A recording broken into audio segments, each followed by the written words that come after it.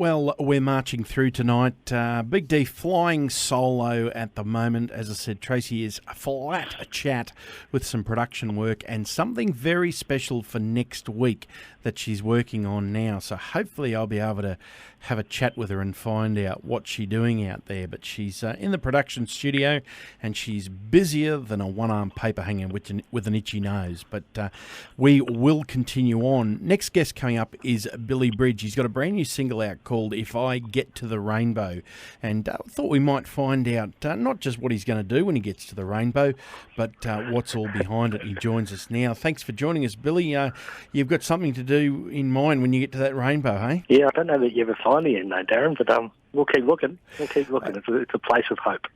Mate, after listening to the song, I had a bit of a thought, and I said, there's either a very creative songwriter in there, or there's a bloke who's been around people who raise cattle. Well, hopefully both. Yeah. I grew up down in Gippsland, and there's plenty of cattle farms and stuff down that way, and dairy, a big dairy industry. But I looked at all the plight. You read so much about the plights of the farmers. I live pretty close to the city down here in Melbourne, and we don't see it as much, but in travelling in music and through musical friends out in, Western Queensland and all through New South Wales and everywhere, really, the drought's really hitting them hard. And look, I wrote that song in 1999, and it was the same then. And it was just like, well, maybe we write a bit of a song of hope that, things are going to look up and, and hopefully that, the farmers will have a really good yield. Well, it certainly makes you think about it and the picture, because when you imagine that farmer looking around and all there is brown dirt and thinking, what's on the other side of that rainbow? Yeah, and that's the thing, like these guys, I have so much respect for them because they work and they'll never complain, they'll never whinge about it. Mother Nature hands them some pretty tough cards at times. If it's not droughts, it's floods, it's all sorts of stuff, But they just keep going on, and where would we be without them, really? You've got your album launch coming up on the 21st of November. How many albums is that for you so far? It's probably the third full original album. Well, it's not full original, but with my stuff on it. It's my sixth recording, so I've done a few little project albums in between. But this is the very first one where I look down the track list and it's got Billy Bridge on every song. So I'm pretty excited by that prospect. And songwriting, you mentioned back in 99 you wrote that song. How long have you been doing this and putting out songs that you'd be happy to record? Well, I was a bit of a late starter. My dad passed away in 1998, and he was a singer as well, and we'd never really recorded him. So I thought, well, it's about time I got my literal finger out and did something about it.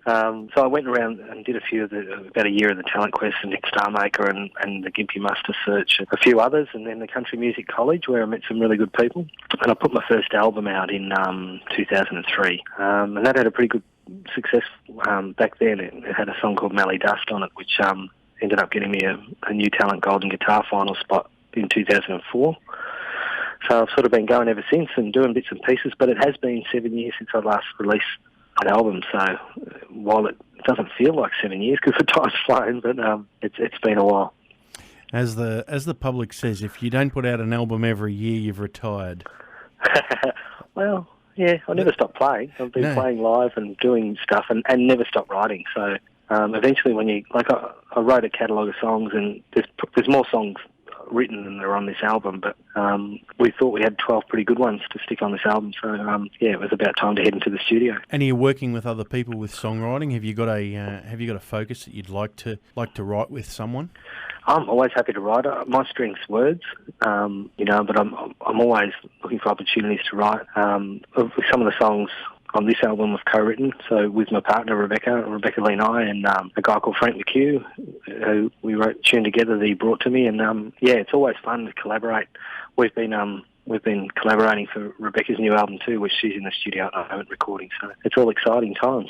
Yeah, well, people in southeast Queensland will remember Rebecca from the circuit, the country music talent circuit around southeast Queensland, Toowoomba and so forth, about 12 years ago, wouldn't it be? 12 or 15 years ago, I'd reckon. Yeah. And she's had a few recordings. She did a EP back in 2005, so 10 years ago, and then and extended that EP a couple of years ago with a few extra tracks. But it's been a while since she recorded, and her album, we've been hearing bits and pieces of it already as it's produced, and it's going to be a cracker.